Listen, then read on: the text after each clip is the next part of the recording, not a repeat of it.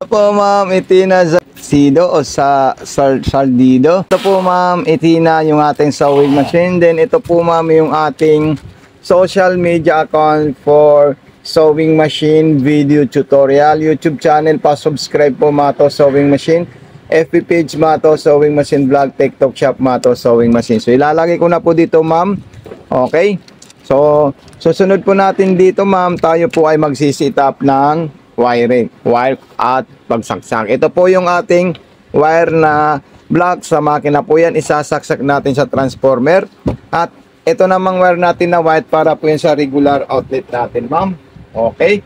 So ayan po siya ma'am. Nakikita nyo po siya. Nagkaroon po siya ng power at ilaw. So kailangan po natin yan ma'am gamitin. At tayo na po ay maglalagay ng sinulid sa itaas papunta sa needle. Okay, so napakadali lang po yan at napaka-basic lang po yan, ma'am. So, unang gagawin nyo po, ma'am, is yung dito sa ilalim po, ma'am, kayo po ay kukunin natin, ma'am. Ito po siya, ma'am. Ayan. Okay, so meron pa po yung another pa freebies po, ma'am. Ayan. Hindi lang po yung additional freebies natin kasi meron din po yan, ma'am. Okay, so ito po yung ating bobbing po, ma'am. Ayan. At kung tayo naman po ay magre-refill at magpupundo ng sinulid po ma'am, so dito po natin siya ma'am ilalagay. Ayan. Tapos itatali natin yung sinulid natin. Ganyan lang po siya ma'am. At itutulak natin dyan. Okay? Then pipindutin natin ito ma'am. So ayan po siya ma'am. Okay, so depende po sa iyo ma'am kung gaano kadami yung ilulod mong sinulid dito sa ating sewing machine. Okay po ma'am, so yan, napakadali lang po yan ma'am at napaka-perfect po itong sewing machine natin ma'am, Itina. Okay, so nagkaroon na po tayo ng loaded at marami na po yan, stop natin siya. At tayo naman ay maglalagay sa bobbing. Ito po siya ma'am. Sunod natin dyan ma'am, igaganito natin siya, sasabit natin dito at ipapasok natin dito yan ma'am. Okay. Tutunog po siya ma'am. Ayan. Malit na tunog lang po ma'am. Okay, ulitin natin ma'am. Ayan. Ulitin natin siya ma'am. Pag tutunugin natin ha. Okay. So ito po ma'am. Itina. Ayan. Then itong ano natin, maglalagay tayo ng sinulid sa itaas po ma'am. Ito po siya ma'am. Dito isasabit natin dito ma'am. Ayan. Dire-diretso po siya ma'am dito. Ayan. Kailangan dito pumasok sagad diin yung sinulid natin ma'am. Okay, paakyat po siya. At dapat yung pressure foot natin nakataas po siya ma'am. Ayan. So yung hook, tataas natin siya ma'am. Ayan. Sunod natin dyan, ganito lang po siya ma'am. Okay. Then, katapos dire-diretso natin dito yan ma'am. Ayan. So butas na po ng karayom ma'am Itina. Straight line papunta sa likod po siya ma'am. Ganun po tayo magpasok ng sinulid sa butas ng karayom po ma'am. Ito na po siya ma'am, ipapasok ko na po siya ma'am. Ayan. Okay.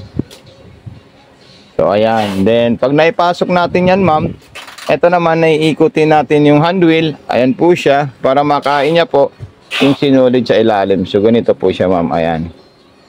Okay, so ayan po siya ma'am. Then papasok na natin yan sa likod at iti-testing na natin siya ma'am. Okay. So ayan po siya ma'am. Itina. Ayan. Then subukan na natin sa maong po ma'am.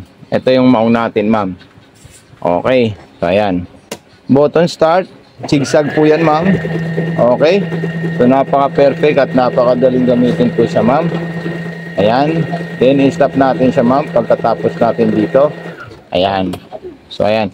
Then straight line. Ito po siya ma'am. Pang maong yung number 3. Then yung atras, press natin ito sa ilalim. Ayan.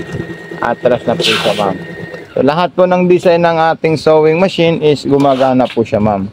Button holder or bar top, nandito na po siya ma'am lahat. Ayan. Okay. So napaka-solid na sewing machine po ito ma'am. Huwag nyo po ma'am kalimutan mag-unbox ma'am pag na-receive nyo ito itong sewing machine natin ma'am. Para may-share din namin at makita ng ibang bibili yung shop natin. At talagang legit at talagang tumutulong at nagbibigay ng magagandang sewing machine po sa inyong mga buyer. Okay, so ito na po siya ma'am, napaka-solid at napakaganda po siya ma'am. Okay. Okay po ma'am Itina, so ito na po yung ating sewing machine. Napakaganda po ito ma'am Itina, napaka-solid. Lahat ng design niya, pwede niyo po sa kanya ma'am ipagawa ma'am. Ayan, okay. Functionable po yan lahat ma'am. Wala pong hindi gumagana sa mga design ng ating sewing machine po ma'am Itina. Okay. So ito yung isa pang pang-garterize natin na number 8. Kasi tatlo yan, 10, 9, 8, 9, and 10 po siya ma'am. So, napaka-solid po yan ma'am. Maraming salamat sa iyo ulit ma'am Itina Zaira. So ito na po yung ating sewing machine. Yung mga pa-freebies natin at yung mga iba pa po niyang freebies katulad ng transformer, yung wire. Ayan po siya ma'am. So thank you so much. God bless and more power po ma'am Itina.